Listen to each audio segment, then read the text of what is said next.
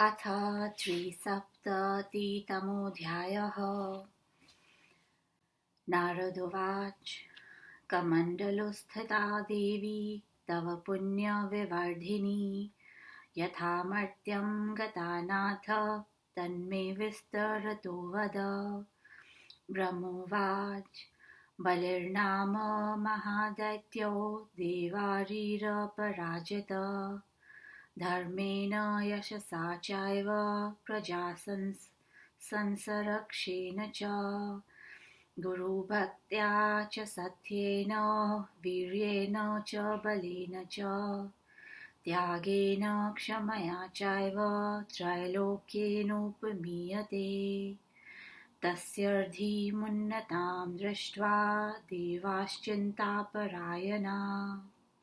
मिथसमुचुर्मराजयिष्यामो वै कथं बलिम्। तस्मिन् शासति राज्यं तु त्रैलोक्यं हतकण्टकम् नारयो व्याधयो वापि नाधयो वा कथञ्चन अनावृष्टिर्धर्मो वा नास्ति शब्दो न दुर्जन स्वप्नेऽपि नैव दृश्येत बलौ राज्यं प्रशासति। तस्योन्नतिशैर्भग्ना कीर्तिः खड्गद्विधा कृता तस्याज्ञा शक्तिभिन्नाङ्गा देवा शर्म न लेभिरे। ततः सम्मन्त्रयामासु कृत्वा मात्सर्यं व्रता तद्यशोऽग्निप्रदीप्ताङ्गा विष्णुजग्मुसुविह्वला। देवा ऊचु आर्ता स्म गतसत्त्वा स्म शङ्खचक्रगदाधर अस्मदर्थे भवान्नित्यमायुधानि बभर्ति च त्वयि नाथे जगन्नाथ अस्माकं दुःखमीदृशम्। त्वां तु प्रणमतीमानि कथं दैत्यं नमस्यति मनसा कर्मणा वाचा त्वामेव शरणं गता त्वदङ्घ्रे शरणा सन्तः कथं दैत्यं नमेमिह। यजामस्त्वां महायज्ञैर्वदामो वाग्भिरुच्युत त्वदेकशरणा सन्तः कथं दैत्यं नमेमहि।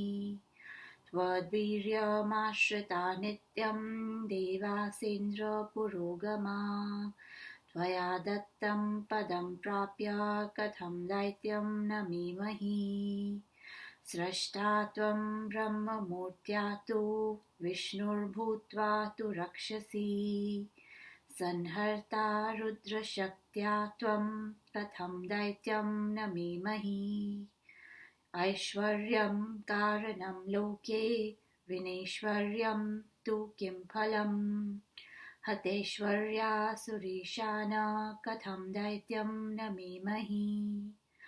अनादिस्त्वं जगद्धातर्नन्तस्त्वं जगद्गुरु अन्तवन्तममुं शत्रुं कथं दैत्यं नमेमहि। तवैश्वर्येण पुष्टाङ्गा जित्वा त्रैलोक्यमोजसा स्थिरा स्याम सुरेशान कथं दैत्यं नमेमहि। ब्रह्मोवाच इत्येतदेव वचनं श्रुत्वा दैतेयसूदन उवाच सर्वान् अमरान् देवानां कार्यसिद्धये। श्रीभगवानुवाच मद्भक्तोऽसौ बलिर्दैत्यो अवध्योऽसौ सुरासुरैः यथा भवन्तो मत्पोष्यास्तथा पोष्यो बलिमर्म विना तु संगरं देवा हत्वा राज्यं त्रिविष्टपे बलिं निबध्य मन्त्रोक्त्या राज्यं व प्रददाम्यहम्। ब्रह्मोवाच तथेत्युक्त्वा सुरगणाः सञ्जग्मुर्देवमेव हि भगवानपि देवेशो हृददित्या गर्भमाविशत् तस्मिन्नुत्पद्ममाने तु उत्सवाश्च बभूविरे जातोऽसौ वामनो ब्रह्मन् यज्ञेशो यज्ञपुरुषः एतस्मिन्नन्तरे ब्रह्मन् हयमेधाय दीक्षितः बलिर्बलवतां श्रेष्ठः ऋषिमुख्यैः समाहितः पुरोधसा च शुक्रेण वेदवेदाङ्गवेदना मखे तस्मिन् वर्तमाने यजमाने बलौ तथा आर्ते वज्र ऋषिमुख्ये तु शक्रे तत्र पुरोधसी हविर्भागार्थमासन्न देवगन्धर्वपन्नगे दीयतां भुज्यतां पूजा क्रियतां च पृथक् पृथक् परिपूर्णं पुनः पूर्णमेवं वाक्ये प्रवर्तते शनैस्तद्देशमभ्यागात् वामनसामगायन यज्ञवाटमनुप्राप्तो वामनश्चित्रकुण्डल प्रशंसमास्तं यज्ञं वामनं प्रेक्ष्य भार्गव ब्रह्मरूपधरं देवं वामनं दैत्यसूदनं दातारं यज्ञतपसां फलं हन्तारं रक्षसां ज्ञात्वा त्वरन्नथोवाच राजानां भूरि तेजसं जेतारं क्षेत्रधर्मेण दातारं भक्तितो धनं बलिं बलवतां श्रेष्ठं सभार्यं दीक्षितं मखे ध्यायन्तं यज्ञपुरुषमुत्सृजन्तं हविपृथक् तमाह भृगु शार्दूला शुक्र परं बुद्धिमान् शुक्र उवाच योऽसौ तव मखं प्राप्तो ब्राह्मणो वामनाकृति नासौ विप्रा बले सत्यं यज्ञेशो यज्ञवाहन शिशुस्त्वां याचितुं प्राप्तो नूनं देवहिताय हि मया च सह सम्मन्त्र्य पश्चाद्देयं त्वया प्रभो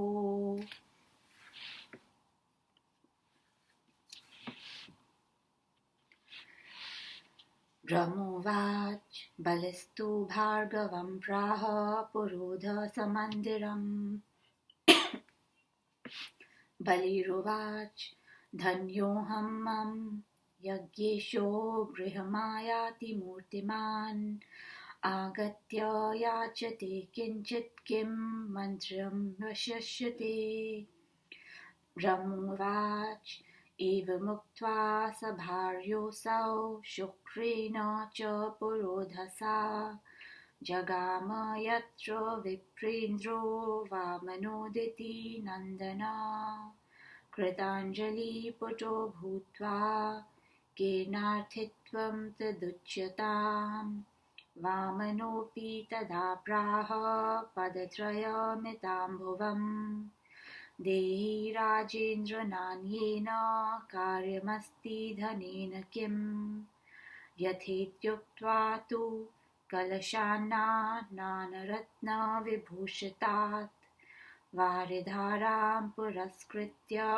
वामनानाय भुवं ददाौ पश्यत्सु ऋषिमुख्येषु शुक्रे चैव पुरोधसी पश्यत्सु लोकनाथेषु वामनाय भुवं ददाौ पश्यत्सु दैत्यसङ्घेषु जयशब्दे प्रवर्तति शनैस्तु वामनः प्राह स्वस्ति राजन् सुखी भव देहि मे सम्मितां भूमिं त्रिपदामाशु गम्यते तथेत्युवाच दैत्येशो यावत् पश्यति वामनम् यज्ञेशो यज्ञपुरुषश्चन्द्रादित्यौ स्तनान्तरे यथा स्यातां सुरामूर्ध्नि ववृधे विक्रमाकृति अनन्तश्च युतो देवो विक्रान्तो विक्रमाकृतिः तं दृष्ट्वा दैत्यराट् प्राह स भार्यो विनयान्वितः बलिरुवाच क्रमस्य विष्णुलोकेश यावच्छक्त्या जगन्मया जितं मया सुरेशान सर्वभावेन विश्वकृत् ब्रह्मोवाच तद्वाक्यसमकालं तु विष्णुः प्राह महाक्रतुः विष्णुरुवाच दैत्येश्वर महाबाहो क्रमिष्ये पश्य दैत्यराट् ब्रह्मोवाच एवं वदन्तं स प्राह क्रम विष्णो पुनः पुनः ब्रह्मोवाच कूर्मपृष्ठे पदं न्यस्य बलियज्ञे पदं न्यसत् द्वितीयं तु पदं प्राप ब्रह्मलोकं सनातनम् तृतीयस्य पदस्यात्र स्थानं नास्य सुरेश्वर क्व क्रमिष्ये भुवं देहि बलिं तं हरिर्ब्रवीत् देहस्य बलिरप्याह स भार्य स कृताञ्जलि बलिरुवाच त्वया सृष्टं जगत्सर्वं न सृष्टाहं सुरेश्वर त्वद्दोषादल्पं भवक्तिकं करोमि जगन्मया तथापि नानृत्पूर्वं कदाचित् वच्मि केशव सत्यवाकं च मां कुर्वन्मत्पृष्ठे हि पदं न्यस ब्रह्मोवाच ततः प्रसन्नो भगवान् त्रयीमूर्तिः सुरार्चितः भगवानुवाच वरं वृषीन्व भद्रं ते भक्त्या प्रीतिस्मि दैत्यराट् ब्रह्मोवाच स तु प्राह जगन्नाथं न याचे त्वां त्रिविक्रमम् स तु प्रादात् स्वयं विष्णुः प्रीतः सन्मनसेप्सितम् रसातलपतित्वं च भावी चेन्द्रपदं पुनः आत्माधिपत्यं च हरिर्विनाशी यशो विभुः एवं दत्त्वा बलि सर्वं ससुतं भार्ययान्वितम् रसातले हरिः स्थाप्य बलिं त्वमवैरिणम् शत्रुतस्तथा प्रादात् सुरराज्यं यथा भवम् एतस्मिन्नन्तरे तत्र पदं प्रागात् सुरार्चितम् द्वितीयं तत्पदं विष्णु पितुर्मम महामते यत्पदं स मनुप्राप्तं गृहं दृष्ट्वाप्यचिन्तयन् किं कृत्यं यच्छुभं मे स्यात्पदे विष्णु समागते सर्वस्यं च समालोक्य श्रेष्ठो मे स्यात् कमण्डलू तद्वारि यत्पुण्यतमं दत्तं च त्रिपुरारिणा वरं वरेण्यं वरदं वरं शान्तिकरं परं शुभं च शुभदं नित्यं भुक्तिमुक्तिप्रदायकम् मातृस्वरूपं लोकानां नृतं भेषजं शुचि पवित्रं पावनं पूज्यं श्रेष्ठं गुणान्वितं स्मरणादेव लोकानां पावनं किं नु दर्शनात् तादृग्वारी शुचिर्भूत्वा कल्पयेर्घाय मे पितुः इति सञ्चित्य तद्वारी गृहीत्वार्घाय कल्पितम्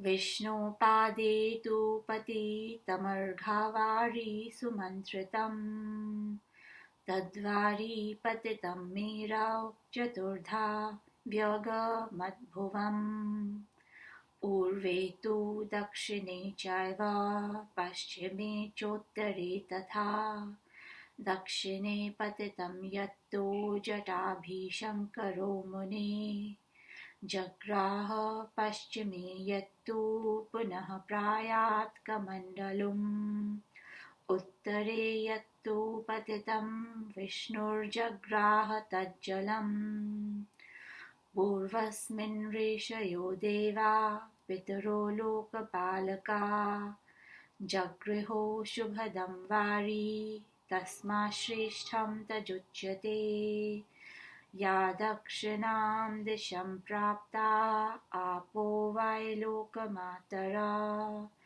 विष्णुपादप्रसूतास्ता ब्रह्मण्या लोकमातरः महेश्वर जटासंस्था पर्वजात शुभोदया तान् सा प्रभाव स्मरणात् सर्वकामान् वाप्नुयात्। इति श्रीमहापुराणे आदिब्रह्मे स्वयंभूऋषि संवादे तीर्थमाहात्म्ये गंगाया महेश्वर जटागमन निरूपणं नाम 3सप्ततितमोऽध्यायः। गौतमी महात्म्ये चतुर्थोऽध्यायः।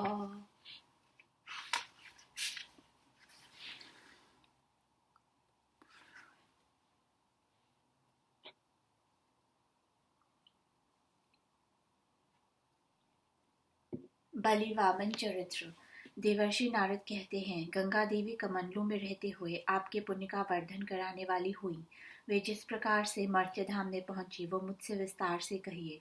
ब्रह्मा ने कहा, बलि नामक एक देव शत्रु महादैत्य था। कहीं भी वह पराजित नहीं होता। धर्म, यश, प्रजा संरक्षण, गुरु भक्ति, सत्य, वीर्य, बल, त्याग तथा क्षमा गुण में त्रैलोक्य में उसके समान उपमा स्थान तो कहीं नहीं था। देवता उसकी महान उन्नत समृद्धि देखकर चिंतित हो गए। परस्पतः मिलकर ये मंत्रणा करने लगे कि कैसे इसे जीता जाए। इधर बलि के राज्य शासन काल में त्रैलोक्य निष्कंटक था। आदि व्याधि, शत्रु भय, अनावृष्टि, अधर्म, अभाव जनित आर्तनाद अथवा दुर्जनों का उपद्रव स्वप्न में भी किसी को अनुभूत नहीं होता था। देवता लोग बलि की समृद्धि रूपी बाणों से भग्न होकर उसके कीर्ति रूपी खड्ग से मानो दो टुकड़े हो गए। वे बलि के प्रभुत्व को देखकर क्षत विक्षत से प्रतीत और विहल हुए। उन्होंने मात्सर्य के कारण परस्पतः मंत्रणा करके विष्णु की शरण ली। देवगण कहते हैं, हे शंख चक्र गदाधारी, हम आर्त तथा प्रभाव रहित हैं। हमारी रक्षा के लिए आप आयुध धारण करें। हे जगन्नाथ, आप ऐसे रक्षक के रहते भी हमारा ये दुखद दशा है। हमारी जो वाणी आपको प्रणाम कहती थी, वह अब दैत्य को कैसे नमस्कार करेगी। हम काया मन वाणी से आपकी शरण ले रहे हैं। हम आपके चरणाश्रित होकर दैत्य को कैसे नमस्कार करें। हे अच्युत, हम महायज्ञों से आपकी ही अर्चना करते हैं। हम उदार वाक्यों से आपकी ही स्तुति करते हैं। हम आपके आश्रित होकर दैत्यों को कैसे नमस्कार करें। इंद्रादि प्रमुख देवता आपके ही बल पर आश्रित हैं। हम देवता आपके द्वारा प्रदान पद को पाकर कैसे दैत्यों को नमन करें। आप ब्रह्मा के रूप में सृष्टा, विष्णु, विष्णु के रूप में रक्षाकर्ता, रुद्र रूप में सहारक हैं। हम आपकी जगह दैत्यों को कैसे प्रणाम करें। जगत में ऐश्वर्य लाभ करना आवश्यक है, बिना ऐश्वर्य क्या लाभ। हे सुरेश, हमें ऐश्वर्य से हत होकर दैत्यों को कैसे प्रणाम करें। हे जगत विधाता, आप अनादि अनंत चराचर गुरु हैं। आपके रहित हम इस नश्वर शत्रु दैत्य को प्रणाम कैसे करें। हम लोग आपके ही प्रताप से पुष्ट होकर बलात् समस्त त्रैलोक्य पर विजय पाकर भविष्य में स्वस्थ हो जाएंगे। हे सुरेश्वर, आप हम दैत्य को कैसे प्रणाम कैसे करें। ब्रह्मा कहते हैं, दैत्य सुदन भगवान ने देवताओं का कथन सुनकर उनकी कार्य सिद्धि हेतु कहा, देवगण, बलि मेरा भक्त है, अतएव वह देवता और असुरों से अवध्य है। जिस प्रकार से बलि का परिपालक मैं हूँ, उसी प्रकार तुम लोगों का भी मैं ही पालक हूँ।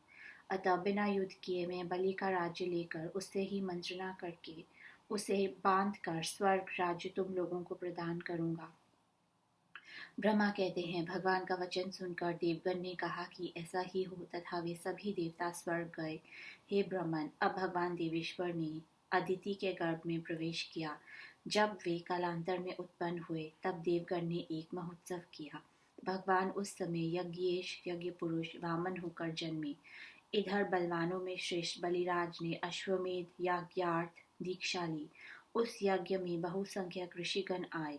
वेद वेदांगविद शुक्राचार्य उनमें पुरोहित थे। इस प्रकार बलि यज्ञ प्रारंभ हुआ। ऋषि प्रवर पुरोहित शुक्राचार्य जब ऋत्विक कर्म में लग गए, तब हविर्भाग ग्रहणार्थ देवता, गंधर्व और सर्पगण वहां उपस्थित हो गए थे।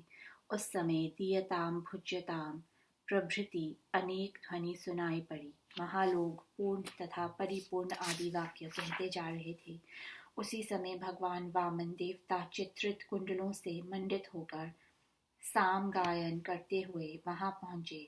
उन्होंने यज्ञ क्षेत्र में आकर यज्ञ की अत्यंत प्रशंसा की। भृगुपुत्र शुक्र ने जब दैत्य संहारक ब्रह्मस्वरूप वामन को देखा, तब उन्होंने ये समझ लिया कि ये ही समस्त यज्ञों और तपश्चरण के फलदाता तथा राक्षस कुल नाशक नारायण हैं। तपश्चात विजयी दान तत्पर अत्यंत तेजस्वी अपनी स्त्री के साथ यज्ञ में दीक्षित प्रभु तेजस्वी बलराज को यज्ञ पुरुष का ध्यान करके पृथक हवि देना चाह रहे थे। उनको त्वरांति होकर भृगु शार्दूल परम बुद्धिशाली शुक्राचार्य ने कहा।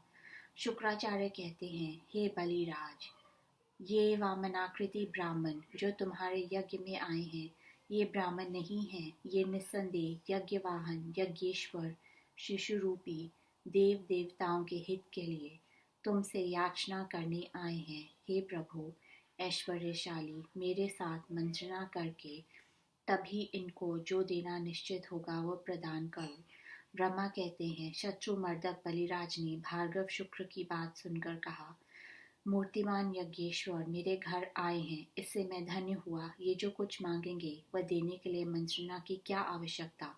ब्रह्मा कहते हैं, तब बलि यह कहने के उपरांत वहां अपनी पत्नी और पुरोहितों के साथ गए जहां पर वामन स्थित थे। उन्होंने हाथ जोड़कर उनसे कहा, आप क्या मांगना चाहते हैं। यह सुनकर भगवान वामन ने कहा, हे राजेंद्र, आप मुझे 3 पग मात्र भूमि दीजिए। इसके अतिरिक्त मुझे अन्य किसी धर्म का प्रयोजन नहीं। यह सुनकर बलिराज ने तथास्तु कहा। उन्होंने नाना रत्न जटित कलश से जल लेकर अभ्युक्षण किया तथा वामन देव को ऋषिगण तथा शुक्राचार्य की उपस्थिति में 3 पग भूमिदान का संकल्प कर दिया। बलिराज ने समस्त ऋषियों, पुरोहितों, प्रधान दैत्यों एवं लोक प्रवर लोगों के सामने वामन देव को भूमिदान प्रदान किया। उस समय वामन देव ने मन स्वर में कहा, स्वस्ति। तत्पश्चात उन्होंने कहा, राजन, आप सुखी हूँ। अब मुझे 3 पैर माप की भूमि दीजिए, मैं अभी शीघ्र चला जाऊंगा। यह सुनकर बलिराज ने कहा, यही हो। यह कहकर जैसे ही दैत्यराज बलि ने भगवान वामन की ओर दृष्टि की, वे देखते हैं कि वामन देव विराट मूर्तिधारी हो गए। चंद्र तथा सूर्यदेव तो उनके स्तनों के पास एवं देवता लोग उनके मस्तक पर परिलक्षित हो रहे थे। वे इतने बढ़ गए कि उनकी आकृति की कोई सीमा नहीं। वे विक्रांत, अच्युत, यज्ञ पुरुष एवं विक्रमाकृति थे। ये दृश्य देखकर बलिराज ने अपनी पत्नी के साथ भगवान से विनय पूर्वक कहा।